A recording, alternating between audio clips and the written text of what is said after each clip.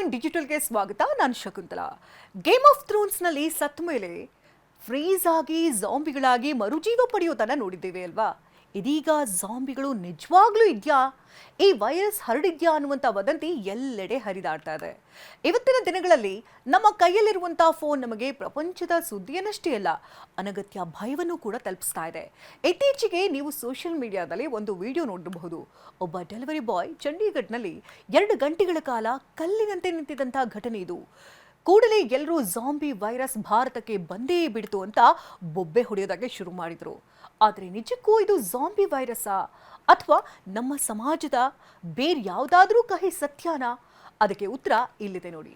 ವಿಜ್ಞಾನಿಗಳು ಆರ್ಕ್ಟಿಕ್ ಮಂಜುಗಡ್ಡೆಯ ಅಡಿಯಲ್ಲಿರುವಂತಹ ಸಾವಿರಾರು ವರ್ಷಗಳ ಹಳೆಯ ವೈರಸ್ಗಳನ್ನ ಜಾಂಬಿ ವೈರಸ್ ಅಂತ ಕರೆದಿದ್ದೇನೋ ನಿಜ. ಆದರೆ ಅದು ಮನುಷ್ಯರನ್ನ ಸತ್ತ ಮೇಲೆ ಎಬ್ಬಿಸುವಂತಹ ಸಿನಿಮಾದ ಜಾಂಬಿಗಳಲ್ಲ. ಹಾಗಾದ್ರೆ ಅಲ್ಲಾಗಿದ್ರ ಹಿಂದಿನ ಸತ್ಯವೇನು ಅಂತ ನೀವು ತಿಳಿದ್ರೆ ನಿಜಕ್ಕೂ ಕೂಡ ಬೇಜಾರಾಗ್ತೀರಿ.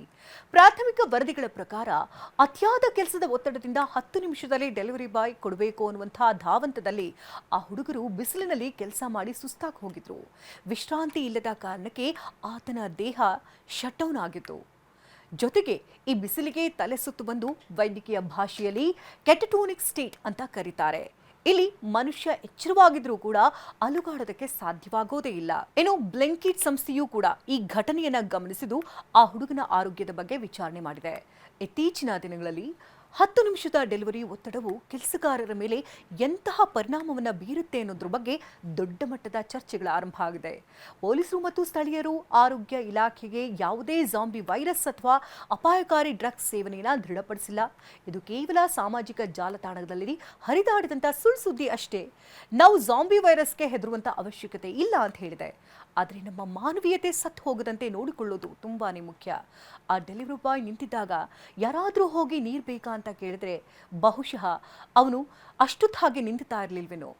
ಫೋನ್ನಲ್ಲಿ ಬರುವಂಥ ಪ್ರತಿಯೊಂದು ಸುದ್ದಿಯೂ ಸತ್ಯವಲ್ಲ. ವಿಜ್ಞಾನವನ್ನ ನಂಬಿ ವದಂತಿಗಳನ್ನಲ್ಲ.